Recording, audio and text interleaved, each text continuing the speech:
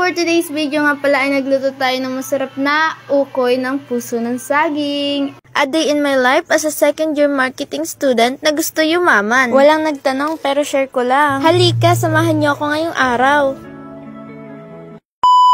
So, for today's video nga pala ay ngayon lang ulit ako nakapag-vlog. Ngayon nga pala ay wala kaming pasok kaya naisipan ko na lang lutuin itong puso ng saging. Bago nga ako umalis sa boarding house ay nag-request ako kay Papa na magdala siya ng puso ng saging para pag uwi ko ako na lang magluluto. Syempre, ang una kong ginawa ay binalatan ko muna itong puso ng saging hanggang dun sa pinakamalambot niyang part. Matapos ko namang balatan ay hiniwa ko naman siya sa maliliit. Ang gagawin nga pala natin dito ay ukoy na puso ng saging. Isa nga rin pala ito sa pinakapaborito kong ulam. Dapat talaga maninipis lang yung paghiwa natin sa puso ng saging para mabilis natin siya maprito mamaya. Pagkatapos naman nun ay binudburan ko ng asin para matanggal yung dagta niya. Syempre, pipigain niyo yung puso ng saging para matanggal talaga yung dagta niya. Ganito nga pala yung itsura niya pagkatapos natin mapigaan. Mukhang kukunti lang yung tingnan pero kasya na yun sa 6 na tao. Pero kung ako ang tatanungin, kaya kong ubusin yan.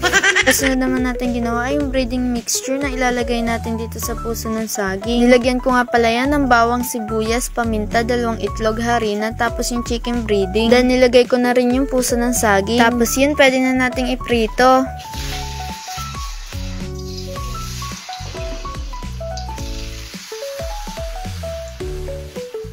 Habang nagpiprito nga pala ako ay si Mama naman ay nagluluto ng sinigang na bangus. Tamang-tama nga rin yan at may sabaw para ka-partner ng ating prinito. Hindi ko na nga pala na-videohan lahat ng prinitong ukoy. Napakahaba naman kung lahat ay bibidyohan natin. Ito na nga lang pala yung last nating piprito. After nyan, ready to eat na ang ating ukoy na puso ng saging. Bukod nga pala dyan, syempre hindi mawawala ang ating sausawan kaya gumawa rin ako. Tuka lang yan na may bawang sibuyas saka paminta. Masarap rin sana yan kung may sili kaso wala kaming sili.